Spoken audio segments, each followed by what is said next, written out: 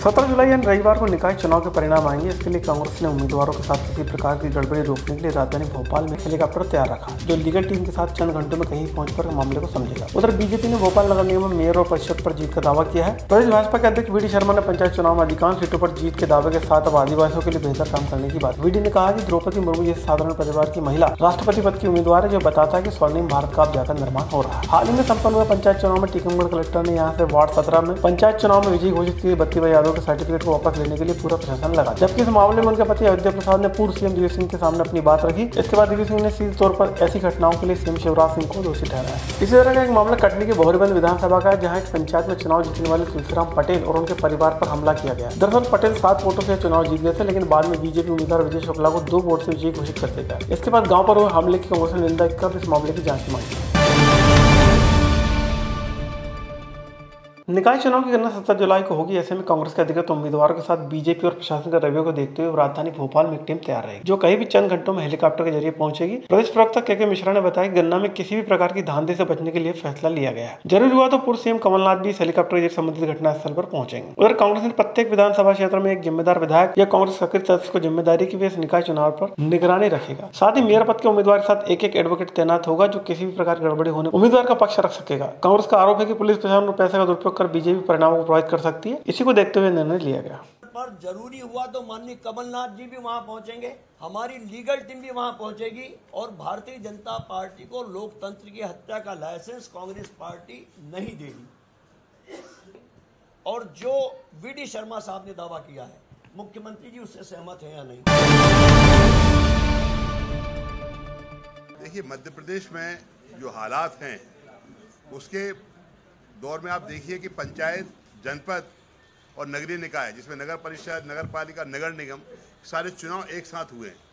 और पंचायत और जनपद के चुनाव बैलेट से हुए हैं, और बैलेट से जो चुनाव हुए हैं उसके परिणाम आप देख रहे हैं कि आपके सामने है कि हमारी 60% 70% जगह पर हमारी जीत हुई है। इसलिए कल आदरणीय कमलनाथ जी के नेतृत्व में पूरे प्रदेश के अंदर जहाँ भी चुनाव के परिणाम होना है, 17 जुलाई वाले पोर्शन जो हुए हैं फर्स्ट फेज के, उसमें हम लोग अलर्ट रहेंगे और सक्रियता से काम करेंगे। आजादी के 75 वर्ष में बीजेपी भारत के नवनिर्माण का दावा कर रही है। प्रदेश अध्यक्ष वी डी शर्मा ने इस मामले में बयान दिया है। वी डी शर्मा ने कहा कि बीजेपी का केंद्रीय नेतृत्व गरीब से गरीब तबके को आगे लाना चाहता है। इसका उदाहरण है द्रौपदी मुर्मू, जिन्हें पार्टी ने राष्ट्रपति पद का उम्मीदवार बनाया। साथ ही वी डी ने दोहराया कि इन नीतियों का ही नतीजा है कि बीजेपी को त्रिस्तरीय पंचायत चुनाव में भारी बहुमत मिला है। देखिए, ये जो परिणाम आए हैं केवल विधानसभा या लोकसभा का मात्र नहीं है। जब कल इस देश के अंदर ऐतिहासिक निर्णय माननीय प्रधानमंत्री नरेंद्र मोदी जी ने और जेपी नड्डा जी हमारे राष्ट्रीय अध्यक्ष जी ने लेकर के इस देश के इतिहास में आजादी के 75 वर्षों में इस अमृत महोत्सव के पर्व पर जब ये दिखाया कि देश का एक सामान्य से सामान्य परिवार की महिला, जनजातीय समाज की महिला इस देश की राष्ट्रपति बन सकती है, ये भारत का वो निर्णय है जो भारत की उदयमान राजनीति को आगे की दिशा देता है। और वो अल्पसंख्यक समुदाय में भी खड़ा हो जाता है कि बुरहानपुर कांग्रेस मुक्त हो जाता है, जहां पर कांग्रेस अल्पसंख्यक समुदाय के भाई और बहनों को वोट बैंक मानती है। उधर वी डी शर्मा स्वर्णिम भारत के निर्माण की बात कर रहे हैं तो मध्य प्रदेश के टीकमगढ़ में जनपद पंचायत चुनाव में जीते हुए उम्मीदवार से उसका प्रमाण पत्र वापस लेने के लिए पुलिस और प्रशासन दोनों से ढूंढ रहे हैं। मामला वार्ड 17 का है, जहां से विजेता घोषित की गई कांग्रेस समर्थित बत्तीबाई यादव को कलेक्टर ने प्रमाण पत्र भी दे दिया, लेकिन अब उससे वापस लेने का दबाव बनाया जा रहा है। ऐसे में यादव दंपति ने पूर्व सीएम दिव्य सिंह की शरण ली और उनके समक्ष अपनी बात रखी, जिसके बाद दिव्य सिंह ने प्रदेश के मुखिया शिवराज सिंह चौहान को आड़े हाथों लिया। टीकमगढ़ जिले के वार्ड क्रमांक 17 जिला परिषद के निर्वाचित सदस्य हैं अयोध्या प्रसाद जी की पत्नी। उनके पति मेरे पास आए हैं। ये प्रमाण पत्र जिला कलेक्टर ने दे दिया कि आप चुनाव जीत गए। नोटिस दे दिया गया कि अपना प्रमाण पत्र वापस करो। ये है शिवराज सिंह चौहान के पंचायत चुनाव के कांग्रेस के उम्मीदवारों के साथ धोखाधड़ी। कलेक्टर साहब ने मेरी पत्नी को दे दिया प्रमाण पत्र और हमको धन्यवाद दिया और दोनों हम बाहर निकले आए। इसके बाद में 2 घंटे बाद में पुलिस गए, तहसीलदार महोदय पटवारी एक नोटिस चस्पा करवाया कि नहीं वो गणना गलत हो गई है। और टीकमगढ़ के नगर पालिका के चुनाव में झूठे प्रकरण बनाए गए हैं 307, 326 के। इसकी हम घोर निंदा करते हैं, लड़ेंगे और जीतेंगे।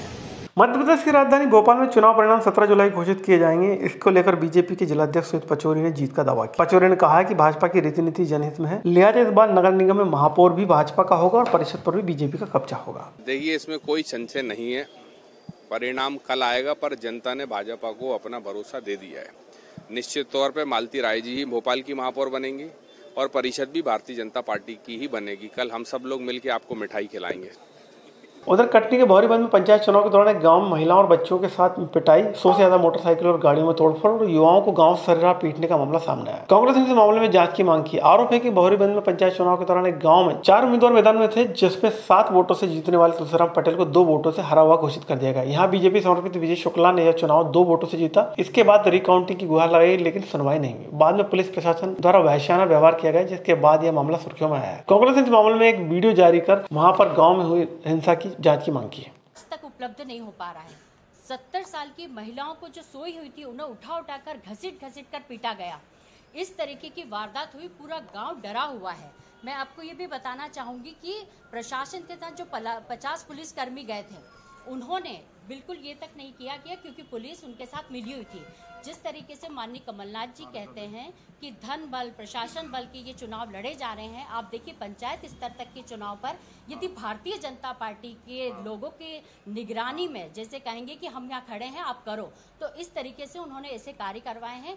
ये हमारे जो पूर्व विधायक हैं निशित पटेल जी, ये स्वयं वहाँ पर गए, इन्होंने सारे वीडियो फुटेज बनाए, ये गांव में पहुंचे, गांव के लोगों से इन्होंने बातचीत की और बातचीत के दौरान इन्होंने जो फोटो और वीडियोस हमें भेजे हैं, उसमें साफ साफ ग्रामीणों ने बताया कि किस तरीके से उनकी वारदात उनके साथ की गई है।